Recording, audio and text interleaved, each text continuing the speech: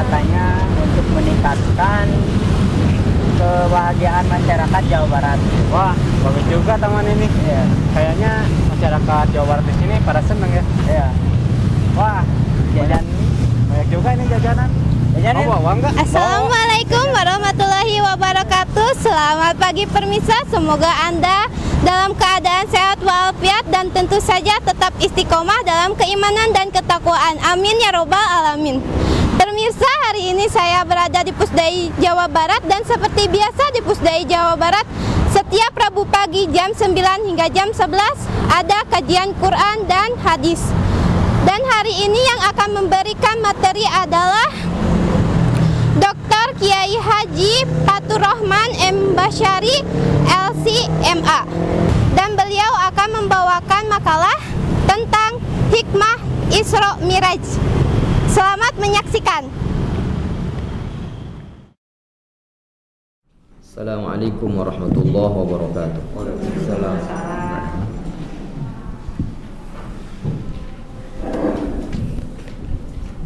Alhamdulillah.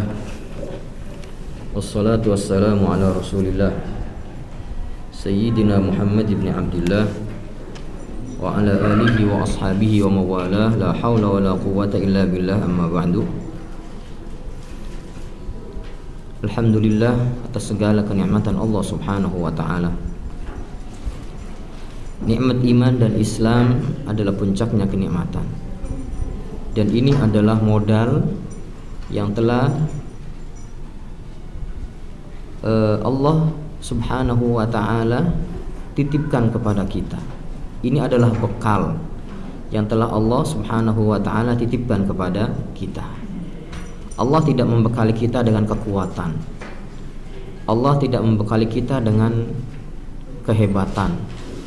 Allah tidak membekali kita dengan kepintaran, kecerdasan. Ya, tetapi Allah membekali kita dengan iman. Dan iman adalah fondasi dari segala apapun yang akan kita bangun di atasnya. Ya. Mau jadi orang pintar, kalau dia beriman, maka kepintarannya akan menjadi wasilah untuk mendekatkan diri kepada Allah. Mau jadi orang hebat, mau jadi pejabat, kalau landasan keimanannya kuat, maka dia mau membangun kebijakan apapun di atasnya, pasti tujuannya adalah mendekatkan diri kepada Allah. Mau jadi orang kaya, sekaya apapun, kalau fondasi imannya kuat, maka kekayaannya akan dia jadikan sebagai wasilah untuk mendekatkan diri kepada Allah subhanahu wa ta'ala. Maka ini adalah bekal yang sangat luar biasa yang Allah subhanahu wa ta'ala titipkan kepada hambanya. Semua itu tidak lain karena begitu cintanya Allah subhanahu wa ta'ala kepada hambanya.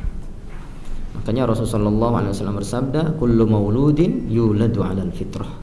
Setiap yang dilahirkan ke muka bumi ini dalam keadaan fitrah. Apa itu fitrah? Artinya adalah asal kejadiannya seluruh umat manusia itu beriman kepada Allah. Karena apa? Karena dalam Al-Quran Allah subhanahu wa ta'ala berfirman, wa idh akhadha rabbuka min bani adama min duhurihim dhurriyyatahum wa ashhadahum ala anfusihim alastu bi rabbikum qalu bala syahidna. Ada dialog yang terjadi antara seluruh umat manusia dengan Allah subhanahu wa ta'ala. Dan Allah subhanahu wa ta'ala bertanya kepada seluruh umat manusia, satu persatu ditanya dengan pertanyaannya yang sama. Pertanyaannya adalah alastu bi rabbikum, bukankah aku adalah Tuhan kalian? Di sini Allah sedang menitipkan keimanan kepada kita. Alastu bi rabbikum, bukankah aku adalah Tuhan kalian, kata Allah. Dan kita semuanya, seluruh umat manusia, yang berimannya, yang tidak berimannya, yang solehnya, yang tolehnya, yang ahli sholatnya, yang tidak pernah sholatnya, ya, semuanya menjawab dengan jawaban yang sama. Apa itu? Qalu bala. Betul ya Allah, Engkau adalah Tuhan kami. Makanya ketika Rasul bersabda, kullu mauludin yuladu 'alal fitrah, setiap yang lahir itu dalam keadaan fitrah, artinya membawa keimanan. Fa abawahu yuhawwidanihi aw yunassiranihi aw yumajjisanihi. Kemudian setelah lahir, Baru kemudian terjadilah apa yang terjadi, macam-macam. Ada yang menjadi mukmin tetap lanjut istiqamah, menjadi hamba Allah Subhanahu wa taala yang taat, yang ahli ibadah, akhlaknya baik, soleh. Ada yang kemudian melenceng, ada yang belok kanan, ada yang belok kiri, ada yang muter-muter nggak jelas, ada yang mengganti imannya dengan keimanan yang lain, dan seterusnya. Itu setelah dia lahir. Ya, jadi ayo kita bersimpu di hadapan Allah Subhanahu wa taala seraya kita bersyukur kepada Allah atas kenikmatan yang sangat luar biasa, yaitu iman dan Islam, kenikmatan ketakwaan, taufik dan hidayah. Terus nyambung di situ semuanya. Ini tidak diberikan oleh Allah kepada siapapun kecuali hanya kepada orang-orang yang khusus saja. Maka ketika Allah titipkan kepada kita keimanan dan kita menjadi ahli iman, kita menjadi seorang yang beriman kepada Allah, mukmin, menjadi seorang muslim yang berserah diri kepada Allah, yang tunduk, yang patuh kepada aturan-aturan Allah Subhanahu wa taala. Ayo banyak-banyaklah bersyukur kepada Allah. Minimal kita ucapkan alhamdulillah, ya Allah, alhamdulillah ala nikmatil iman wal Islam wa kafa biha minan ni'am. Ya Allah, segala puji bagi Engkau atas kenikmatan berupa iman dan Islam. Sungguh itu adalah kenikmatan yang sangat cukup, melebihi segala kenikmatan apapun. Karena ini kunci agar kita bisa selamat di dunia dan bahagia di akhirat. Mau sehebat apapun kita, kalau nggak ada iman, di hadapan Allah pasti hina. Ya, mau ketika di dunia dia menjadi orang yang paling kaya, ya, ketika orang ribut-ribut orang rame-rame piknik, dia juga ikut piknik. Tapi pikniknya beda. Kalau kita paling ke Garut, rendam air panas gitu kan. Dia mah pikniknya ke Mars, ke angkasa. Hebat nggak? Secara hukum dunia dia hebat. Tetapi kalau tidak dilandasi dengan iman, di hadapan Allah hina dina. Pada saatnya nanti dia akan menjadi hamba Allah yang tersiksa, dimasukkan ke dalam neraka Allah Subhanahu wa ta'ala. Tetapi ketika di dunia tidak apa-apa, kita kemudian memohon kepada Allah agar orang yang paling kaya di dunia tersebut diberikan hidayah oleh Allah sehingga menjadi seorang yang beriman kepada Allah Subhanahu wa ta'ala. Alhamdulillah, keimanan sampai kepada kita dan wasilahnya adalah Rasul sallallahu alaihi wasallam. Allah mengutus Nabi Muhammad sallallahu alaihi wasallam dengan membawa risalah Allah Subhanahu wa taala. Melalui Rasul sallallahu alaihi wasallam kita bisa mengetahui siapa Tuhan kita. Melalui Rasul sallallahu alaihi wasallam kita bisa mengetahui apa kewajiban kita, hal-hal yang harus dilaksanakan, perintah-perintah Allah yang harus dilaksanakan, dan larangan-larangan Allah yang harus ditinggalkan melalui Rasul sallallahu alaihi wasallam. Maka posisi Rasul sallallahu alaihi wasallam sangat penting, sangat strategis, dan kita pun harus banyak bersyukur kepada Allah karena Allah telah mengutus kepada kita seorang nabi, seorang rasul, yaitu Nabi Muhammad sallallahu alaihi wasallam. Seorang nabi yang paling mulia di antara nabi-nabi yang lain. Kalau nabinya paling mulianya nabi, insya Allah pastinya umatnya paling mulianya umat. Alhamdulillah. Makanya ayo banyak-banyak bersyukur. Alhamdulillah ya Allah, Engkau telah jadikan hamba menjadi umatnya Nabi Muhammad. Ya, ada seorang nabi dan rasul zaman dahulu itu ketika melihat tentang kemuliaan umatnya Nabi Muhammad pernah bermunajat kepada Allah dan mohon kepada Allah agar menjadi nabinya umat ini. Kata Allah kepada nabi tersebut, mereka sudah punya nabi sendiri. Kemudian apakah selesai bermunajat? Ternyata tidak.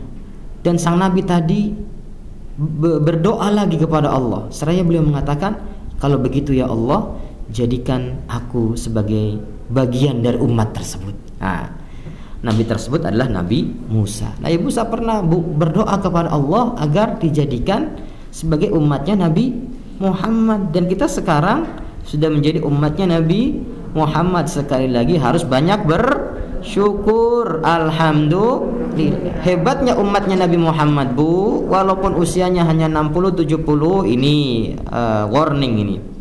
Ini kalau warning dalam bahasa Indonesianya apa? perhatian. Bagi yang sudah berusia 60-70 tahun, kata Rasul sallallahu alaihi wasallam, kebanyakan usia umatku itu antara 60-70 tahun saja. Kebanyakan. Jarang usianya panjang-panjang sampai 80-90. Masih banyak alhamdulillah 80, tapi 90-100 sudah jarang. Rata-rata 60-70. Yang sudah usianya di atas 50 menjelang 60 menjelang 70, siap-siap. Walaupun urusan hidup dan mati hak mutlaknya Allah Subhanahu wa taala, tetapi Rasulullah memberikan warning, lampu kuning, hati-hati, katanya Rasul, usia umatku rata-rata adalah 60-70 tahun saja. Tetapi pun begitu, dari sisi usia kita paling pendek, tetapi di hadapan Allah kita bisa menjadi lebih mulia daripada umat-umat terdahulu. Notabene umat terdahulu usianya panjang-panjang, ratusan tahun, bahkan ada yang lebih dari 1000 tahun. Ya. Nabi Nuh itu berdakwanya saja 950 tahun, Bu. Ada di antara kita usianya 950 tahun. Ya, nggak ada. Umatnya Nabi Muhammad nggak ada yang usianya sampai sepanjang itu, nggak ada. Ya, umatnya pun panjang-panjang usianya. Umatnya Nabi Nuh panjang-panjang usianya. Tetapi di hadapan Allah kita bisa menjadi pemimpin lebih mulia di antara umat-umat terdahulu. Semuanya atau hal tersebut karena Nabi Muhammad, Nabi kita sebagai pemimpinnya para nabi dan nabi yang paling mulia. Baik para ibu, para orang tua kami yang dirahmati Allah Subhanahu wa taala. Salah satu di antara keistimewaan Nabi Muhammad adalah, dan termasuk mukjizat yang besar, yang terbesar di antara mukjizat-mukjizat yang lain adalah bahwa Rasulullah pernah melakukan satu perjalanan yang sangat luar biasa yang disebut dengan perjalanan Isra dan Mi'raj. Perjalanan Isra dan Mi'raj ini salah satu mukjizat yang Allah berikan kepada Nabi Muhammad SAW. Kenapa bisa menjadi luar biasa? Karena jika ditimbang dengan standar akal, maka itu sangat mustahil. Menjadi mustahilnya bagaimana? Karena Isra itu adalah perjalanan di malam hari dari Masjidil Haram Makkah Al-Mukarramah menuju ke Masjidil Aqsa Baitul Maqdis di Palestina yang jaraknya ribuan kilo. Itu dalam waktu yang sangat cepat, beberapa saat saja, ya, sebagian malam, dan sebagian malamnya pun sangat sebentar, karena disebutkan dalam hadis bahwa Rasul Shallallahu Alaihi Wasallam ketika menjelaskan tentang begitu cepatnya perjalanan Isra dan Mi'raj, itu beliau mengatakan, ketika saya kembali lagi dari Isra dan Mi'raj ke tempat di mana saya memulai, ternyata tempat tersebut masih hangat. Ya, kita kalau duduk begini, kemudian kita bangun, masih hangat ya. Kita pergi sebentar, kalau ini masih hangat berarti kan waktunya yang sangat cepat. Beda kalau misalnya di ACI. Kita duduk kemudian di ACI jadi cepat dingin. Tapi secara umum, ya, secara umum itu waktu yang sangat cepat. Nah, perjalanan ribuan kilo, jarak yang begitu panjang dalam waktu yang sangat cepat adalah suatu hal yang mustahil. Lebih-lebih pada zaman itu belum ada pesawat, belum ada alat transportasi yang bisa memindahkan, memberangkatkan Rasul dari Masjidil Haram Makkah Al-Mukarramah sampai ke Baitul Maqdis dalam waktu yang begitu cepat. Ditambah lagi Mi'raj. Mi'raj itu perjalanan dari Baitul Maqdis, kemudian Rasul Shallallahu Alaihi Wasallam naik.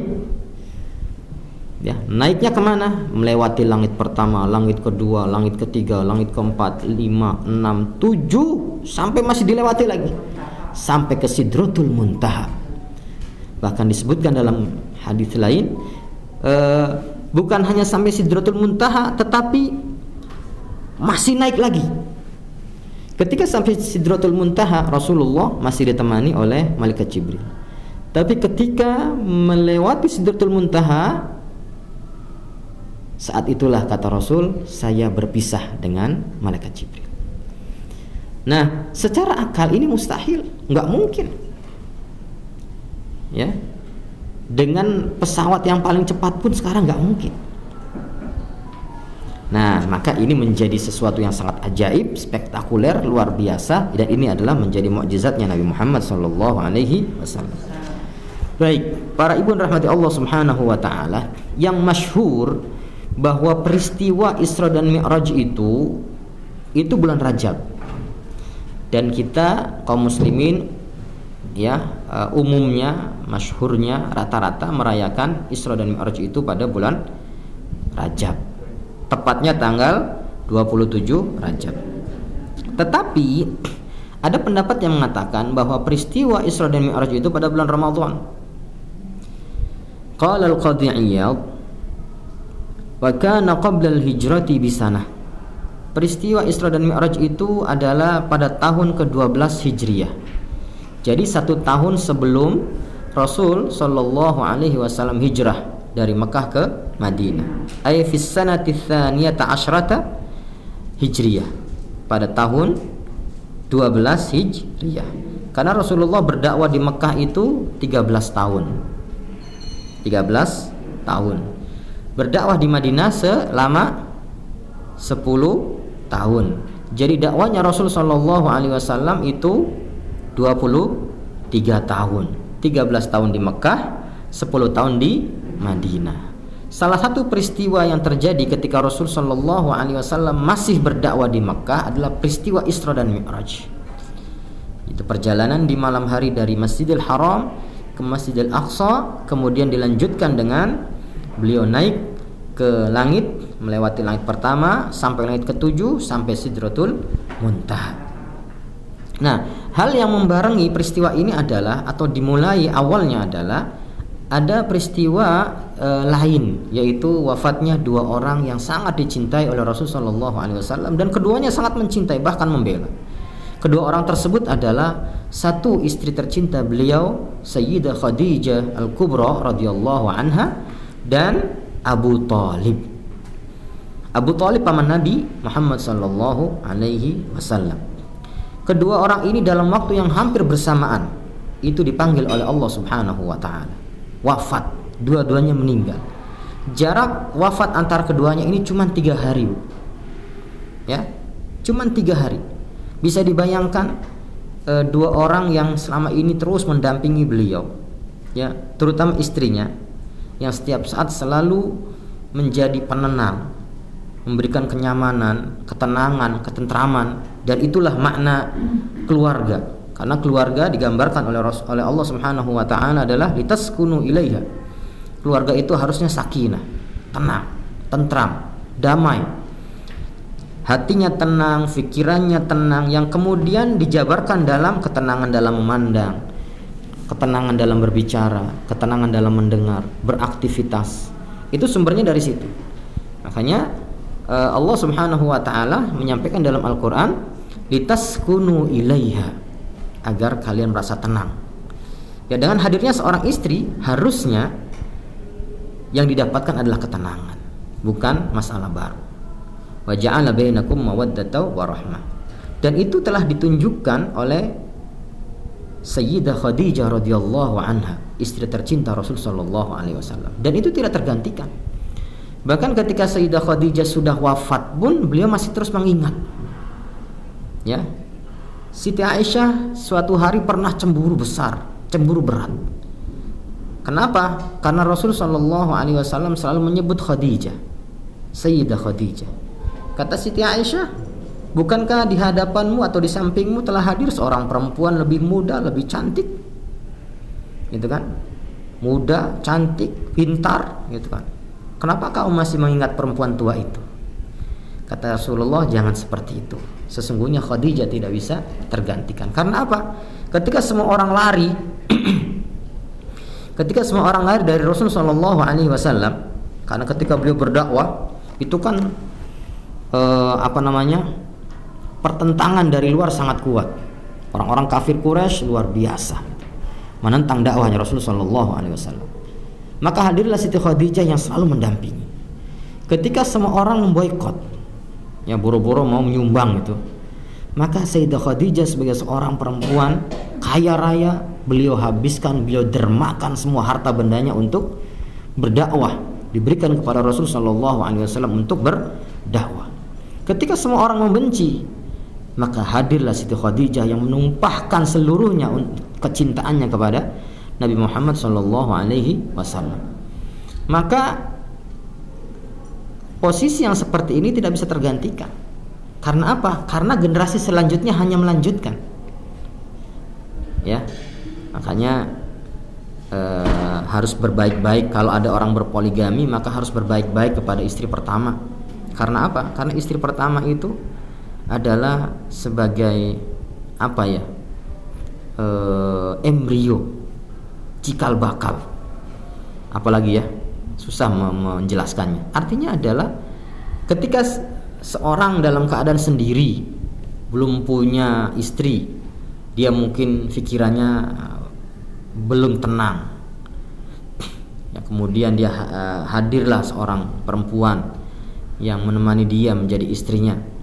Harusnya posisi ini tidak bisa tergantikan. Misalkan pada saatnya nanti dia menikah lagi, kemudian mendapatkan yang lebih dari istri pertama. Ya udah, itu mah nggak usah diobrolin lah.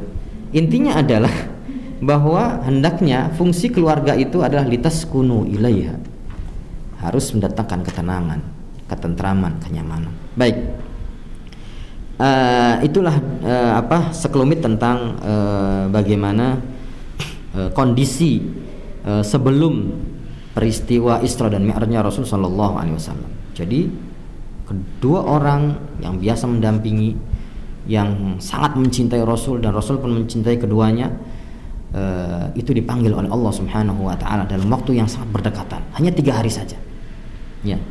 Bagaimana dengan Abu Thalib? Abu Thalib memang khilaf antar ulama. Apakah ketika wafat dalam keadaan beriman kepada Allah? Ada pendapat yang mengatakan dia tetap berpegang teguh dengan agama nenek moyangnya. Ini satu pendapat.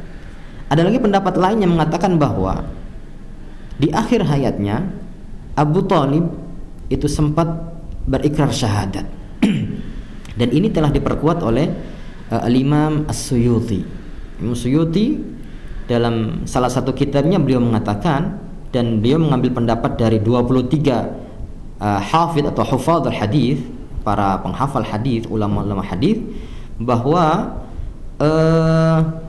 Abu Thalib di akhir hayatnya itu beriman kepada Allah Subhanahu wa taala. Ala kulli hal, ini adalah pendapat para ulama. Kita tidak berada pada posisi seperti ulama yang kemudian bisa menggali dalil, bisa mencari hadisnya, bisa kemudian memperhatikan sanadnya, sehingga kemudian satu hadis dikatakan kuat atau tidak kuat, sahihkah, hasankah, dhaifkah. Kita bukan pada level itu. Yang mau berpendapat yang pertama silahkan, atau tidak ada kaitannya dengan keimanan kita kepada Allah Subhanahu wa taala. Yang mau berpendapat dengan pendapat yang kedua juga silahkan, karena juga tidak akan menambah keimanan. Di samping tidak merusak dan tidak akan menambah keimanan. Ini hanya pendapat para ulama kaitannya dengan Abu Thalib. Tetapi kita harus bisa menjaga diri kita, jangan sampai kemudian mengeluarkan hal-hal yang kemudian bisa menimbulkan apakah cacian atau makian karena misalkan berbeda pendapat. Baik para ibu rahmati Allah Subhanahu wa taala. Jadi peristiwa Isra dan Mi'raj, ada pendapat yang mengatakan di bulan Ramadan, wa qala an-Nawawi fi rawdatihi fi Rajab.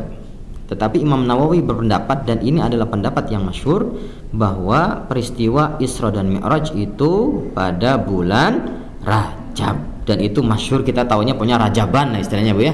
Di kampung-kampung Rajaban gitu kan. Kalau Rajaban di tanggal berapa gitu? Ya tanggal 27 Rajab lah. Kalau sholat Idul Fitri tanggal berapa katanya? Sholat Idul Fitri ya tanggal 1 Syawal gitu. Baik. Peristiwa Isra dan Mi'raj atau peristiwa Isra ini ulama sepakat. Wala khilafa baina a'immatil muslimin wa ulama'id din fi sihhatil Isra. Tidak ada satu ulama pun yang bersilang pendapat kaitan dengan Isra. Ya, semuanya sepakat bahwa peristiwa Isra dan Mi'raj, Isra itu adalah terjadi. Isra dan Mi'rajnya Rasul sallallahu alaihi wasallam terjadi. Kenapa mujma' alaih? Karena di dalam Al-Qur'an sendiri disebutkan ada surat yang bernama surat Al-Isra. Kenapa? Kalau ada yang nanya kenapa kok disebut dengan surat Al-Isra? Ya, karena surat tersebut dimulai dengan ayat yang berbicara tentang Isra dan bukan Isra saja. Karena Mi'raj bukan dalam surat Al-Isra, Bu. Jangan sampai ya. Karena dalam surat Al-Isra itu hanya berbicara tentang peristiwa Isra-nya Nabi saja. Sedangkan Mi'raj dijelaskan oleh Allah dalam surat apa? Halo? Ada yang tahu? Jangan sampai salah nanti dengan ceramah. Terjadi peristiwa Isra dan Mi'rajnya Rasul yang dijelaskan Allah dalam surat Al-Isra. Hello, surat Al-Isra itu hanya bercerita tentang peristiwa Isra-nya Nabi saja. Sedangkan peristiwa Mi'raj itu dijelaskan oleh Allah Subhanahu wa taala dalam Al-Qur'an dalam surat PR. Surat PR, ayo cari. Mau kasih tahu apa enggak ya? Kasih tahu. Dalam surat An-Najm. Ya, An-Najm. Wan najmi idza hawa ma dhalla sahibukum wa ma ghawa wa ma yantiqu 'anil hawa in huwa illa wahyu yuha ila akhir ayat. Ya, sampai terus ya. Jadi satu peristiwa yaitu peristiwa Isra dan Mi'raj itu dijelaskan oleh Allah dalam tempat yang berbeda. Peristiwa Isra disebutkan oleh Allah dalam surat Al-Isra yang berbunyi a'udzubillahi minasyaitonirrajim bismillahirrahmanirrahim. Subhanalladzi asra bi'abdihi lailan minal masjidil haram ilal masjidil aqsa alladzi barakna haulahu linuriyahu min ayatina innahu huwas samiul basir.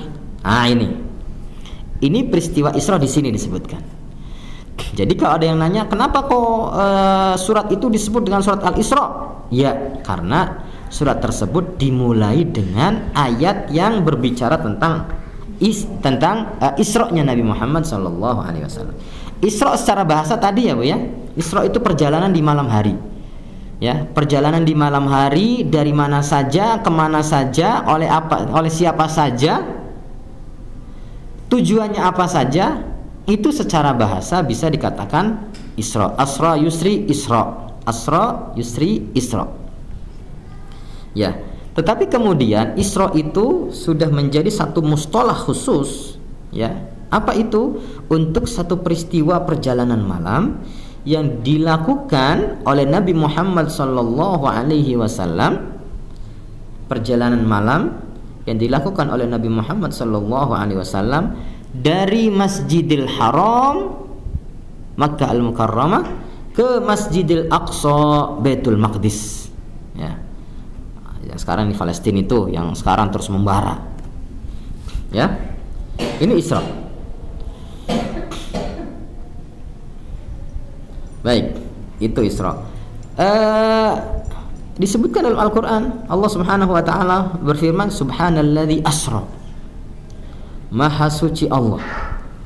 Perhatikan dalam ayat Al-Qur'an, jika Allah akan berbicara atau berfirman tentang satu peristiwa besar yang luar biasa, yang spektakuler, yang apa ya?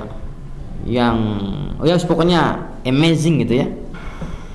Itu biasa Allah memulainya dengan kata subhana. Dan itu dilakukan oleh Allah ketika akan menjelaskan tentang peristiwa Isra. Kayak kata subhana, subhanalladzi, maha suci zat yang telah asra bi abdi. Asra menjalankan bi abdihi dengan hambanya. Ini untuk mempertegas bahwa peristiwa Isra dan Mi'raj itu murni adalah kekuasaan Allah Karena Allah yang menggerakkan, Allah yang memperjalankan, Allah yang punya kuasa mutlak di situ. Ya. Jadi bukan apa ya, seperti yang dituduhkan oleh sebagian orang gitu,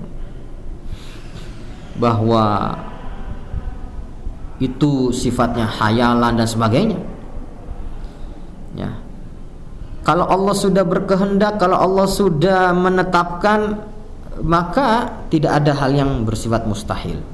Tidak ada hal yang tidak mungkin. Termasuk peristiwa Isra-nya Rasul, perjalanan yang sangat singkat dari Masjidil Haram ke Masjidil Aqsa yang jaraknya ribuan kilo, itu bisa dilaksanakan. Ya. Kalau kita nggak mungkin lah ya. Kita ke mana, jalan kaki ke depan gerbang aja sudah berapa menit itu. Balik ke sini lagi sudah dingin deh tempat duduk kita. Ya, tapi ini Isra-nya Rasul sallallahu alaihi wasallam, perjalanan yang sangat panjang ternyata sangat singkat. Maka ini menunjukkan betul-betul adalah akan kekuasaan Allah Subhanahu wa taala. Bi'abdihi, ya, dengan hambanya. Dari ayat ini para ulama mengambil kesimpulan, dan ini pendapat yang kuat, yang mengatakan bahwa peristiwa Isra dan Mi'rajnya Rasul sallallahu alaihi wasallam itu lengkap antara ruh dan jasadnya Nabi. Ada pendapat yang mengatakan bahwa peristiwa Isra dan Mi'rajnya Nabi itu hanya ruhnya saja. Kalau ruhnya saja seperti orang tidur, ini enggak? Kita pernah nggak, Bu, tidur kemudian bermimpi, ternyata kita sudah melakukan berbanyak hal. Mimpi naik haji, kapan daftarnya, kapan boarding passnya, kapan naik pesawatnya, ya, kapan sampai ke bandara Jeddah atau Madinah, kapan melakukan tawafnya, sa'inya, wukuf di Arafahnya, ya. Tetapi dalam mimpi kadang-kadang kita bisa loh tidur, tiba-tiba saya mimpi haji, ya, mimpi dari mulai ihram dari miqat, kemudian tawaf, sa'i, wukuf, lempar zumrah, ya, tanggal 11, 12, 13, kemudian pulang lagi, ya, ketika disalami oleh orang bangun. Coba peristiwa yang begitu panjang dalam beberapa saat, ternyata mimpi. Mimpi gitu kan.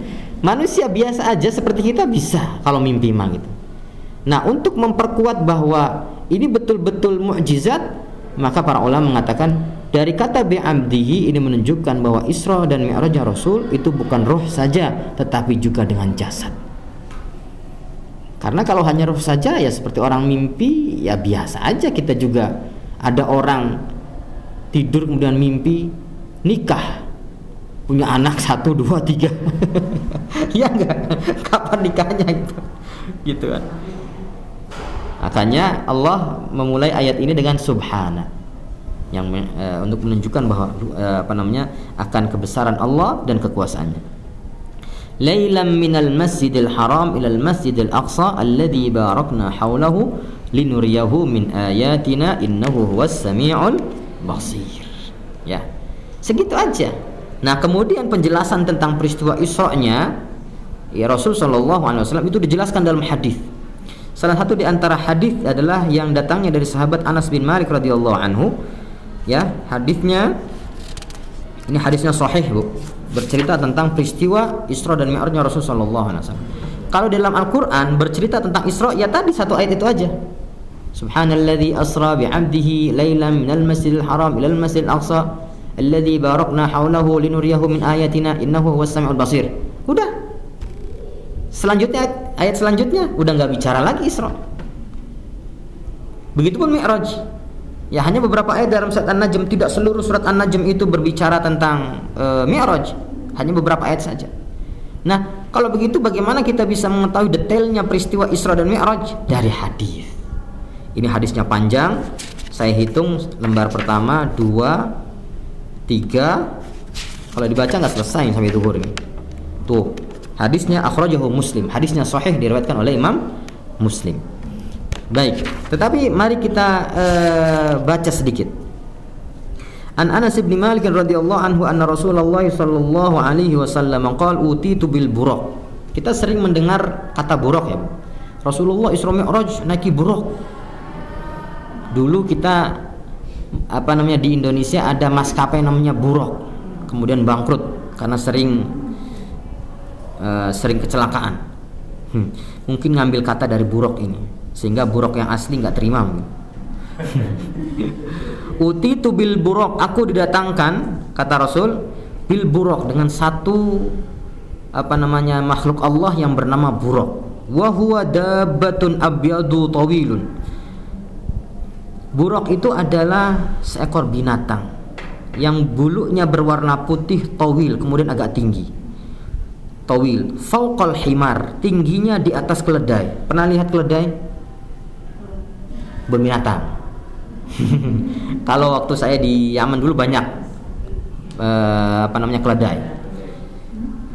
Fauqal himar, di atas keledai, wadunal baghl, tapi di bawahnya kuda. Jadi tingginya itu antara kuda dan himar, tengah-tengah gitu.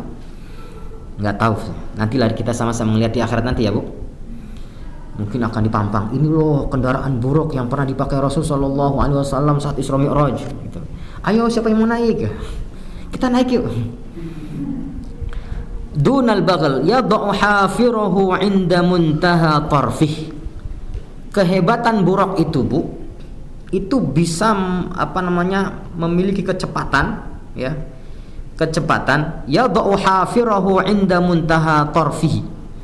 Kakinya itu bisa menjejakkan sepanjang penglihatan. Jadi kalau penglihatan kita itu dalam tanah yang datar, misalkan penglihatan kita berapa kilo gitu, nah dia bisa meletakkan hafirahu itu kakinya di sana langsung gitu, saking cepatnya. Inda muntaha tarfih. Bukan seperti pandangan kita di dalam ruangan. Kalau pandangan kita di ruangan kan terbatas. Tapi kalau buraq itu, waduh. Pokoknya saya cita-cita di surga nanti pengen naik buraq. Yang mau ikut? Yang mau ikut? Beli tiketnya. Tiketnya apa? Nanti ada pesannya. Nanti ada pesannya apa? Pesannya Nabi Ibrahim ketika Rasul sallallahu alaihi wasallam Mi'raj. Kalau nggak hari ini kita bisa jelaskan minggu berikutnya. Faraqibtuhu hatta ataitu Baitul Maqdis. Kemudian aku mengendarinya, kata Rasul, hatta ataitu Baitul Maqdis, sampai aku mendatangi Baitul Maqdis. Farabattuhu bil halqati allati tarbutu bihal anbiya.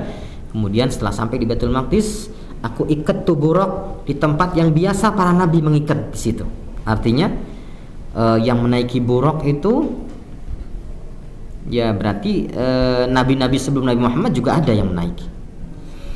Thumma dakhaltul masjida fa shallaitu fihi rak'atain. Kemudian aku masuk dalam Masjid Al-Aqsa, kemudian aku salat 2 rakaat.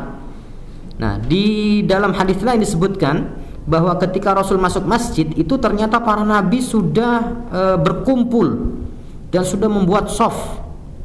Ya, shaf untuk salat. Yang jelas shafnya insya Allah tidak renggang karena tidak ada Covid sama itu. Ya, sudah siap shaf, tinggal nunggu imam. Nah, ketika Nabi turun dari buraq dan mengikat buraq di tempat yang sudah disiapkan, kemudian masuk masjid, kemudian langsung dikumandangkan iqamah. Kemudian Rasul sallallahu alaihi wasallam didorong untuk menjadi imam. Ini untuk memberikan isyarat bahwa Nabi Muhammad sallallahu alaihi wasallam adalah pemimpinnya para nabi. Thumma kharajtu faja'ani Jibrilu bi ina'in min khamrin wa ina'in min labanin fakhtartu al-labana faqala Jibrilu ikhtartal fitrata. Thumma kharajtu, kemudian setelah selesai salat, ya, Rasul sallallahu alaihi wasallam keluar dari Masjidil Aqsa. Nah, ketika keluar dari pintu Masjidil Aqsa, malaikat Jibril membawa nampan. Yang mana di atas nampan tersebut ada gelas yang berisi khamr, minuman keras, ada gelas yang berisi laban. Laban itu susu. Kemudian Rasul sallallahu alaihi wasallam mengambil gelas yang berisi susu, kemudian malaikat Jibril berkata, "Ikhtartal fitrah." ini adalah pilihan yang tepat dan kamu, kata malaikat Jibril, engkau telah memilih fitrah. Ya Bu, fitrah karena gini, para ibu mungkin lebih tahu lah ya, bahwa susu itu produk langsung dari Allah. Susu apapun, apalagi ASI gitu. Bahkan susu yang dari sapi pun Allah yang produk, bukan masuk pabrik kemudian jadi susu sapi gitu kan, enggak. Tapi susu sapi kemudian diperah kemudian diolah. ASI apalagi, bukan kemudian dari pabrik apa diminum gitu kan, enggak. Tapi produk langsung. Jadi ini adalah produk yang luar biasa. Dan yang pertama kali menyentuh perutnya bayi itu apa? ASI.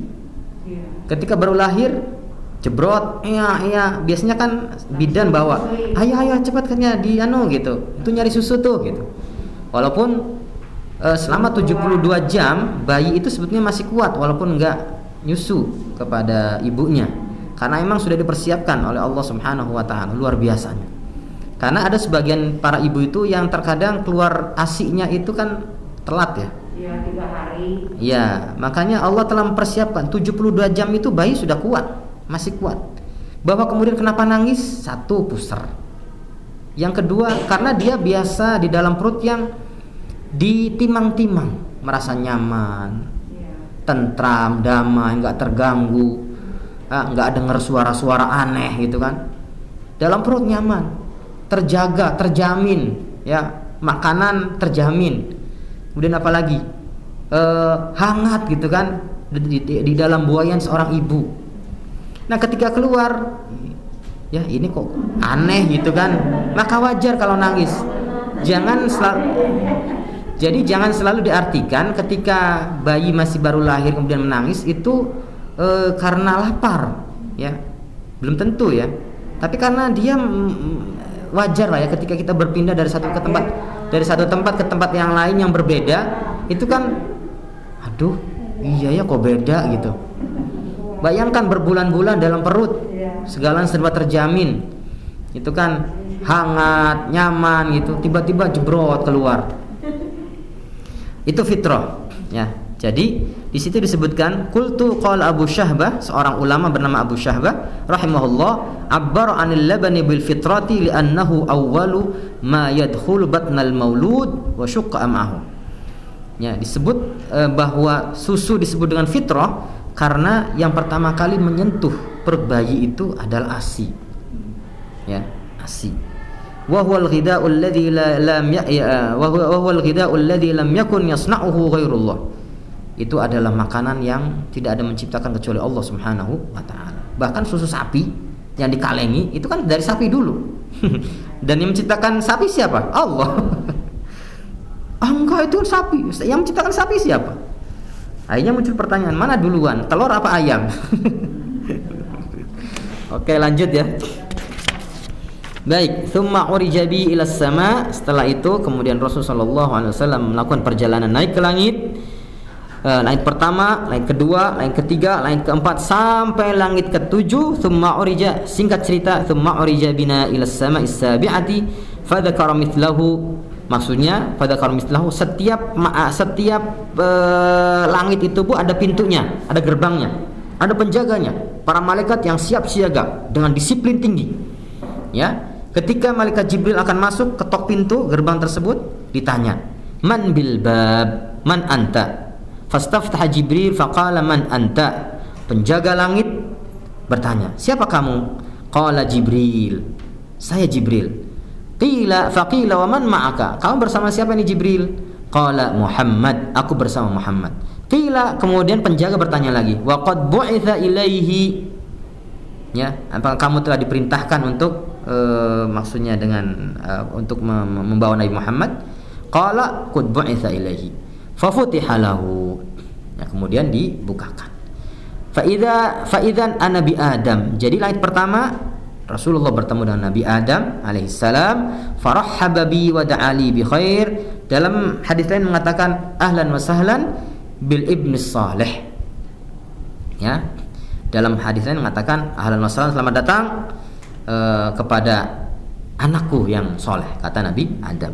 Langit pertama seperti itu, kemudian langit kedua bertemu dengan Nabi Isa bin Maryam dan bertemu dengan Nabi Yahya bin Zakaria. Kemudian di langit yang kemudian di langit yang ketiga, ya, kemudian di langit yang ketiga ketemu sama siapa nih? Tsumma urija bin as-sami ats-tsalits fa dzakara mithla al-awwal futiha lahu fa idza ana bi Yusuf. Di langit yang ketiga bertemu dengan Nabi Yusuf. Kemudian setelah dari langit ketiga lewat terus masuk ke langit yang keempat bertemu dengan Nabi Idris. Kemudian lanjut langit kelima, di sana bertemu dengan Nabi Harun. Kemudian masuk ke langit yang ke-6 bertemu dengan Nabi Musa. Kemudian di langit yang ke-7 beliau bertemu dengan Nabi Ibrahim alaihissalam. Singkatnya begitu. Kemudian setelah melewati langit ke-7, kemudian beliau melihat Baitul Ma'mur. Baitul Ma'mur itu adalah Ka'bahnya malaikat. Kalau kita tawaf di bumi itu kan kiblat kita adalah Ka'bah yang ada di Mekah itu kan. Kalau kita haji, kita umroh, itu kan tawafnya di sana. Nah, malaikat juga punya tempat untuk tawaf. Di mana? Di langit yang ke-7 namanya Baitul Ma'mur. Baitul Ma'mur. Di Soekarno-Hatta ada Bulog, masjidnya namanya Baitul Ma'mur. Yang pengen masuk Baitul Ma'mur datang ke masjid di Bulog. Masuk Baitul Ma'mur. Tahu Bu, MTC depannya itu agak ke sana sih, agak ke timur, ada Bulog.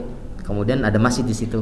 Saya biasa kalau ya pas waktu lagi jalan ketemu waktu, ya udah mampir ke situ karena tempatnya enak, ya. Sholat di Baitul Ma'mur. Kamu sholat di mana? Saya sholat di Baitul Ma'mur. Wis, keren. Padahal masjid Baitul Ma'mur. Nah, Baitul Ma'mur itu Bu, para malaikat tawaf. Setiap selesai tawaf, itu para malaikat 70.000-nya masuk ke situ. Setiap saat, terus. Ini menunjukkan bahwa jumlah malaikat itu lebih banyak daripada makhluk lainnya. Bisa dibayangkan, tawaf selesai tawaf masuk, tawaf lagi, tawaf itu berapa waktu sih gitu kan? Tapi terus. Fa idza huwa yadkhuluhu kulla yawmin 70,000 malakin la ya'uduna ilaihi. Setiap hari itu masuk 70.000 malaikat di Baitul Ma'mur. Kalau sebulan aja udah berapa puluh ribu. Ini dari semenjak penciptaan Baitul Ma'mur sampai sekarang. Bisa dibayangkan betapa banyaknya. Tsumma dhahaba bi ila sidratil muntaha fa idza warquha ka'adanil filah wa idza thamaruha qalqilal falamma ghasyaha min amrillah ma ghasya taghayyarat ay talawwanat bi alwanin mukhtalifah fama ahadun min khalqillah yastati' an yan'adaha min husniha. Ini nanti kita baca. Kemudian sampailah di Sidratul Muntaha. Dalam periwayatan lain bahwa Rasul tetap akan melanjutkan perjalanan dan berpisah dengan Jibril setelah melewati Sidratul Muntaha, sampailah ke suatu tempat yang tidak pernah disentuh oleh makhluk manapun kecuali oleh Rasul sallallahu alaihi wasallam. Saat sampai di tempat itulah kemudian Rasul sallallahu alaihi wasallam berkomunikasi dengan Allah Subhanahu wa taala. Di sini ada silang pendapat antar para ulama. Apakah ketika sampai di tempat tersebut Rasulullah sallallahu alaihi wasallam melihat Allah atau tidak? Ya. Sekali lagi ini masalah khilafiyah. Bukan wilayah kita yang bukan siapa-siapa untuk kemudian saling menyalahkan antara dua pendapat ini. Kedua pendapat ini sumbernya dari para ulama dengan dalil-dalil yang sudah sudah disaring, diseleksi sedemikian rupa oleh para ulama tersebut sampai kemudian muncullah pendapat itu. Ada pendapat yang mengatakan bahwa ketika Rasul sampai di tempat tersebut tidak melihat Nabi, tidak melihat Allah Subhanahu wa taala, tetapi hanya melihat cahaya, melihat nur. Ya. Ini pendapat disampaikan oleh Siti Aisyah radhiyallahu anha. Pendapat ini disampaikan oleh Sayyidah Aisyah. Karena ada satu hadis yang mengatakan Rasulullah pernah ditanya oleh sahabat. Pertanyaannya adalah, ya Rasulullah, ketika engkau sampai di tempat tersebut apakah engkau melihat Allah? Dan Rasul menjawab, ra'aitu nuran, aku melihat cahaya. Itu. Tetapi sahabat Abdullah bin Abbas radhiyallahu anhum atau anhuma, beliau mempunyai pendapat juga dan dengan sangat tegas beliau mengatakan bahwa ketika Rasul sallallahu alaihi wasallam Mi'raj itu Rasulullah melihat Tuhannya, melihat Allah Subhanahu wa taala. Dan beliau berpendapat bahwa Rasulullah melihat Allah itu 2 kali. Sebagaimana Nabi Musa itu melakukan kontak langsung, ngobrol langsung dengan Allah itu 2 kali, maka dan kemudian Nabi Musa mulia di hadapan Allah dengan bisa ngobrol langsung dengan Allah. Sedangkan kemuliaan yang Allah berikan kepada Nabi Muhammad adalah beliau bisa langsung melihat Allah Subhanahu wa ta'ala. Disitulah kemudian Allah menitipkan oleh-oleh ya buat umatnya Nabi Muhammad, yaitu apa? Perintah sholat yang tadinya 50 waktu menjadi 5 waktu. Innahunna khamsu shalawatin kulla yawmin wa lailah likulli salatin ashrun. Nah, kata Allah, itu adalah 5 waktu yang harus dikerjakan dalam sehari semalam, likulli salatin ashrun. Tapi bobot dari setiap waktu sholat itu adalah 10. Fadzalika khamsuna salatan, maka itu genap menjadi 50. Oke, sudah lebih 10 lebih seperempat.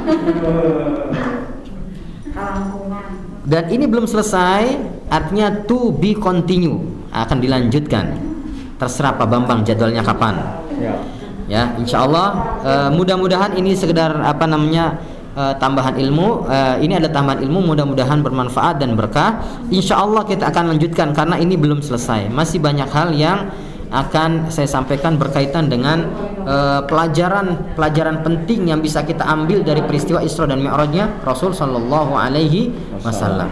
Tadi kita sudah bercerita bagaimana Rasul Sallallahu Alaihi Wasallam itu diuji oleh Allah Subhanahu Wa Taala dengan wafatnya 2 orang yang sangat mencintai beliau. Kemudian Isra Mi'raj, peristiwa yang sangat spektakuler, yang sangat luar biasa, amazing, pokoknya gitulah kata orang gitu. Dan pastinya ada pelajaran penting di situ. Kemudian bagaimana peristiwa setelah Isra dan Mi'rajnya Rasul, bagaimana Rasul Sallallahu Alaihi Wasallam menyampaikan kepada umatnya, ya, dan umatnya mendustakan kecuali orang-orang yang beriman.